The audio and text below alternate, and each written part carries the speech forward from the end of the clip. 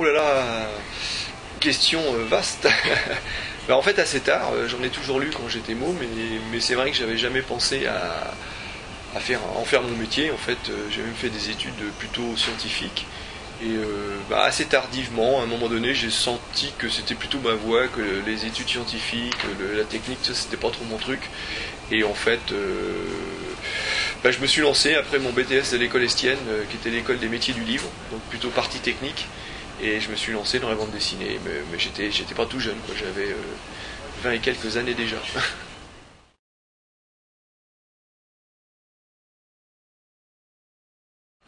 Ah, des claques, j'en ai eu plein. Quand j'étais môme, j'étais fan inconditionnel de Giraud, Blueberry, quoi. Donc ça, c'était vraiment la première claque.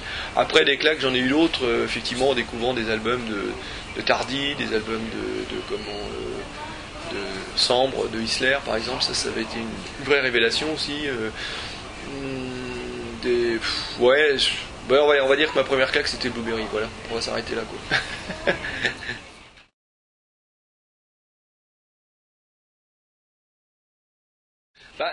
C'est difficile de dire ce que représente chaque BD pour moi, en tout cas séparément, parce que c'est un métier que j'adore, donc toutes mes BD, je les aime autant les unes que les autres, quoi.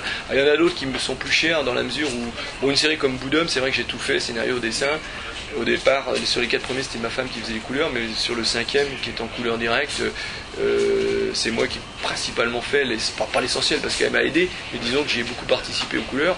Donc c'est vrai que c'est un album qui me tient particulièrement à cœur, parce que en plus dans le cas présent c'est le dernier, donc c'est toujours un peu le dernier, son petit bébé, quoi.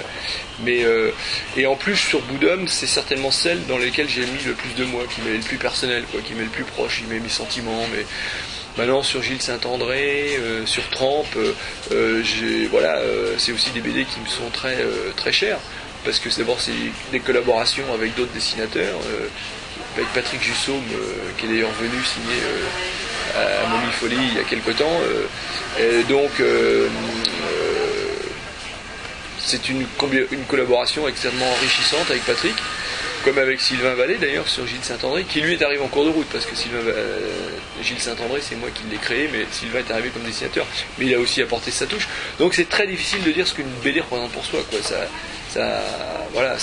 En tout cas, je les aime toutes, et même si elles sont plus ou moins réussies, évidemment, il y a des trucs qu'on réussit plus que d'autres, ou dans lesquels on est plus à l'aise. En tout cas, quand on l'a fait, on y met autant de cœur, autant de sincérité, et moi c'est mon cas en tout cas. Alors avec une petite, je dirais, petite touche particulière, petite affection particulière pour les Aigles décapités, puisque c'est avec elles que j'ai débuté vraiment, quoi. Donc c'est vrai que les 3 premiers tomes des Aigles, à l'époque je ne faisais que le dessin, sur des scénarios de Patrice Pellerin. Bon, là il y a un petit côté sentimental, parce que c'est avec ça que j'ai débuté, et c'est ma première BD qui a été acceptée chez un éditeur qui était Glénat. Donc c'est vrai que là elle est particulièrement marquante, quoi. Voilà, j'ai oublié, mais autrement, voilà, je les aime toutes, quoi.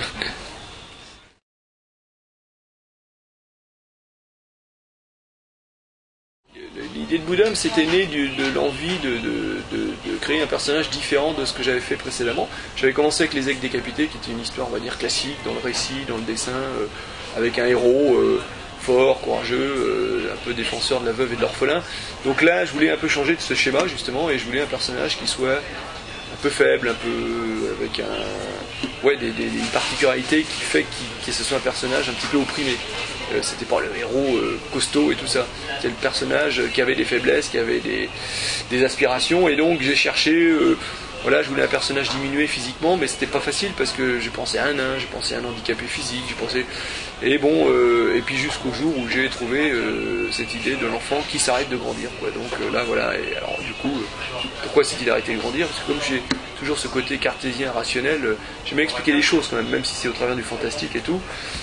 Pourquoi s'était-il arrêté de grandir? Donc voilà, et je suis parti là-dessus.